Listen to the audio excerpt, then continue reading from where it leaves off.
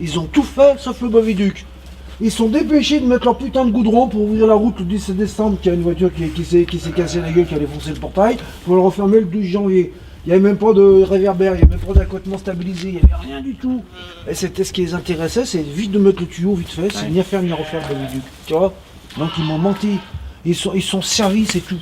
C'est tout. Ils devaient faire un portail là-bas pour que je puisse accéder avec mon tracteur, j'avais tout demandé déjà, ils n'ont toujours pas fait. Bah, est-ce que vous auriez peut-être des bottes à me prêter que j'aille voir avec vous? Ouais, ça je vais faire une image du au moins quand même. quoi. On l'est.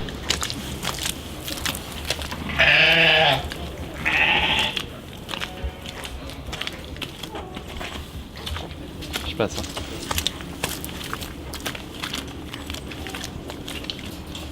Bah ouais, ils n'ont plus rien à manger. Ils m'ont tout pris les choses. Ils n'ont plus d'herbe. Si j'ai bien compris, en gros, on vous accuse d'avoir classé des parcelles dans le but d'en tirer un bon prix. Est-ce que ça aurait été calculé tout ça depuis le début? Il faut quand même penser que le PLU a été fait en amont, c'est-à-dire que quand il est approuvé en 2005, il y a eu déjà des réflexions qui sont bien plus anciennes que 2005 et que non, le classement il n'est pas fait pour minimiser la valorisation de certaines parcelles pour ensuite pouvoir mieux les acquérir au plus bas prix. Non, c'est pas ça l'idée.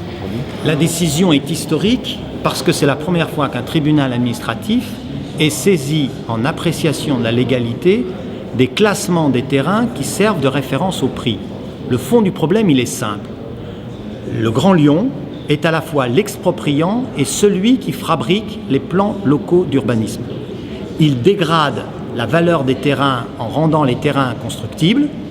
Après, il les achète pas cher à 1 € du mètre carré et ensuite, il les rend constructibles à son profit. Ce sont ces pratiques-là que nous sommes venus dénoncer. Il ne peut pas, quand il a l'intention de rendre constructibles les terrains, les dégrader préalablement. Allons-y, je vous suis, je vous filme en même temps. Bah accroche-toi hein. Dites-moi, on est où là? C'est quoi ça? Ça c'est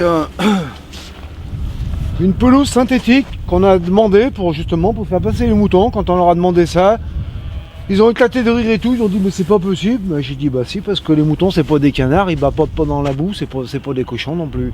Alors ils ont mis ça. Mais il a fallu attendre, il y a 1 mois qu'ils ont mis ça. Les moutons ils barbotent dans la boue, autrement, comme des canards. Et ça c'est le fameux Boviduc. C'est quand même quelque chose de spectaculaire. C'est quand même assez cocasse. Parce que il y a un tuyau d'égout là, il y a toute l'eau qui dévale vu qu'ils ont tout défoncé mon champ. Donc ils ont coulé du béton. Comme vous pouvez constater, il y a encore de l'eau qui sointe. Il y a une bouche d'égout qui était là, soi-disant, qui doit aller dans le bassin de rétention. Que je pense que le bassin de rétention il est plus haut que la bouche d'égout, que c'est le bassin de rétention qui se vide là-dedans. Donc ça s'est colmaté tout seul avec les feuilles. Et voilà, le passage des moutons. C'est quand même quelque chose de spectaculaire.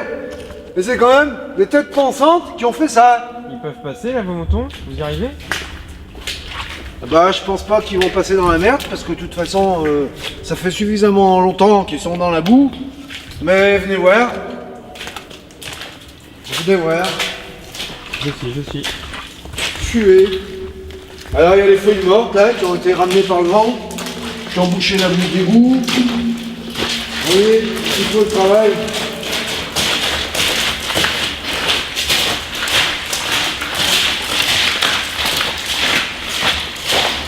Et là, ça. Ah, tu t'en fous, t'as les bottes. Ouais, les beaux bêtes là, de toute façon. Ah, ils passent pas les moutons là.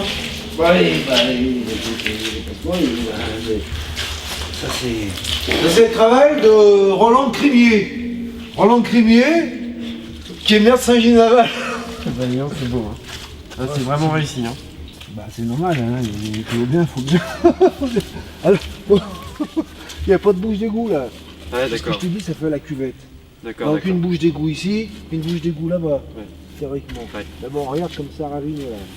Tu vois, donc c'est pas moi qui ai fait la pioche. Il y a tout ça, là, tu te rends compte tout ce que ça ravine de partout. Oh là là De là. part en part. Tu vois, le tapis, comment qu'il est. Tu vois, tu peux, regarde.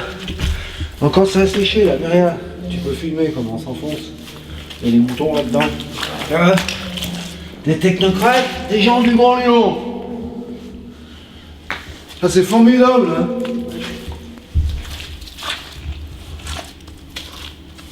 C'est magnifique. Incroyable. Il allait construire un grand projet, on le sait, depuis 1992. C'est indiqué dans les plans. Et le Grand Lyon avait déjà acheté dans le secteur des quantités énormes de terrain qui encadrent les terrains expropriés. Donc on voit bien que les terrains expropriés de M. Laya notamment sont encadrés au nord par les acquisitions du Grand Lyon pour rendre les terrains constructibles, au sud par la construction de la CRS 45, à l'est et à l'ouest par des lotissements. Il est le seul terrain qui n'est pas constructible.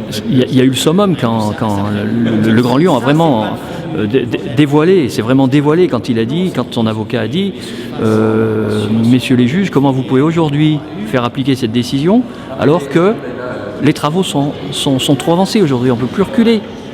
Alors que ça fait des mois, nous, qu'on dit que finalement le Grand Lyon fait un passage en force. Donc malgré l'illégalité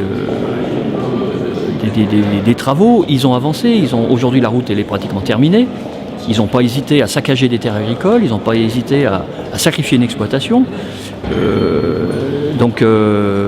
Nous, à la Confédération paysanne, on est très sensible au fait qu'il y ait un maximum de paysans qui restent présents sur le territoire, qui s'installent, et ça passe par la préservation des terres agricoles aujourd'hui, surtout quand en plus,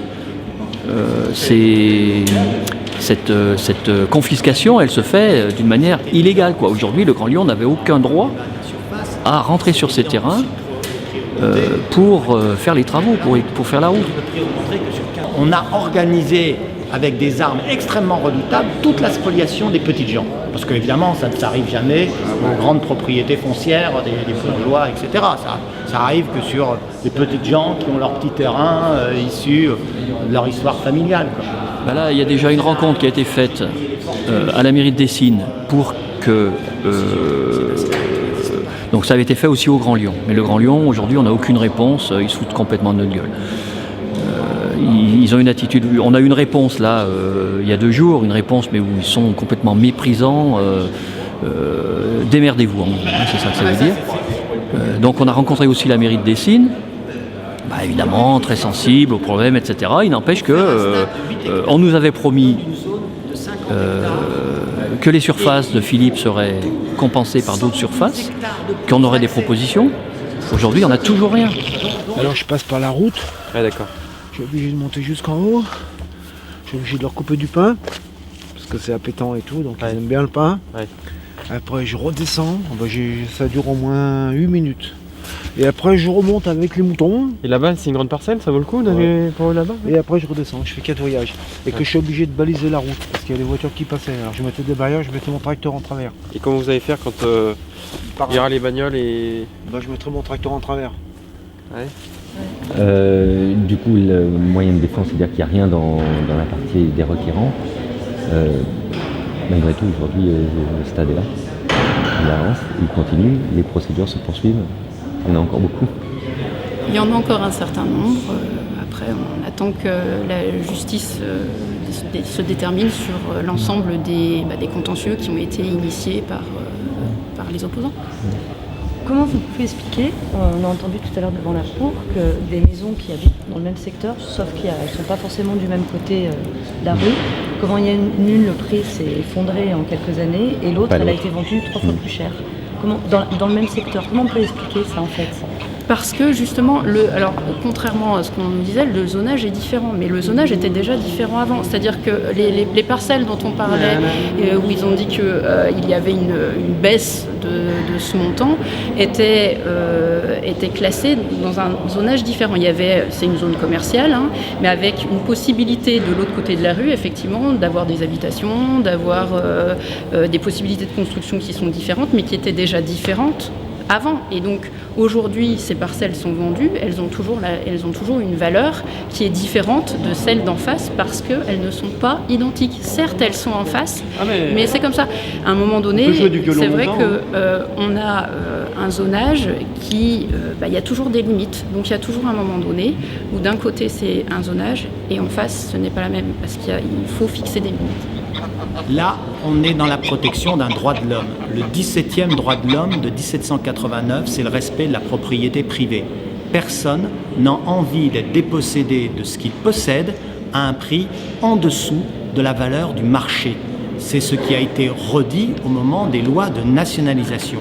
Que l'administration prenne le bien d'autrui pour une utilité publique passe encore, à condition que ça soit au vrai prix et non pas à un prix artificiellement dégradé.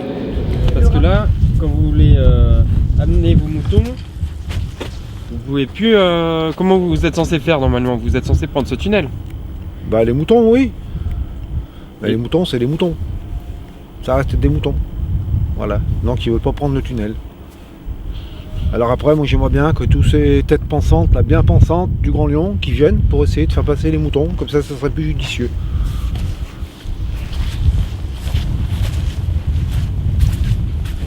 Je reste optimiste, d'abord parce que nous sommes en première instance et que c'est une décision historique que devra prendre. Je reste optimiste parce qu'il a exprimé son hésitation, au moins pour la situation de M. Cupiti.